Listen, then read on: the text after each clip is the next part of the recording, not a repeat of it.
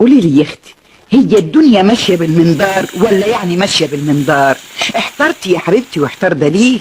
انت عارفه الست كريم جارة غاليه وحبيبه ما تتخيرش عن السامعين، وما تعرفيش غلاوتها عندي قد ايه. عشان كده كل يوم يا حبيبتي اروح عندها، ساعات تلاقيني عندها الصبح وساعات تلاقيني عندها الظهر، يعني يا حبيبتي زي ما تقولي كده مربطة عندها. وبقيت لما اقول لابو سيد انا رايحه لست كريمه يقول لي انت مش كنت عندها امبارح يا بمبا؟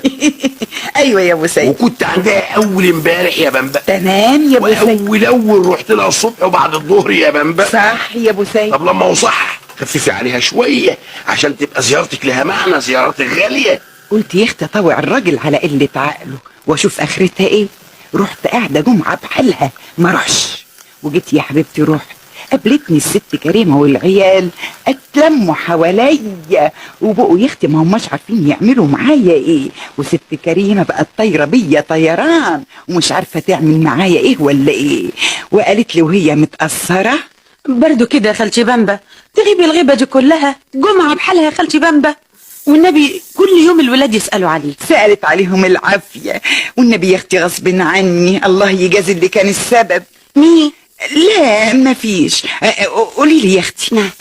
اوعى اكون جيت يعني في وقت غير مناسب، ولا يعني اكون شغلاكي عن حاجة كده ولا كده ولا شغليني ازاي يا خالتي بامبا؟ ده لما يكون ورايا الشغل متلتل كمان. ده انت قعدتك الحلوة دي بالدنيا.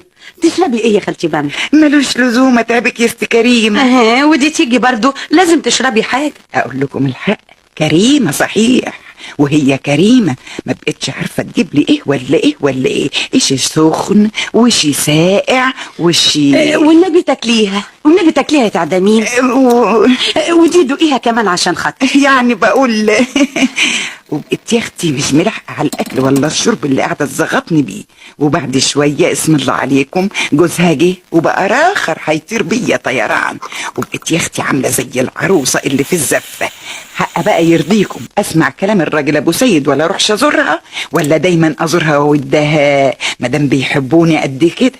وبقيت يا حبيبتي كل ساعة نط لهم، وكل وقت صبح تلاقيني عندهم، ظهر تلاقيني عندهم، ليل برضو تلاقيني عندهم. ده حتى اللي كان يعوزني يجي لي هناك عندهم. بس بقى يا اختي الايام الاخيره دي لقيت الست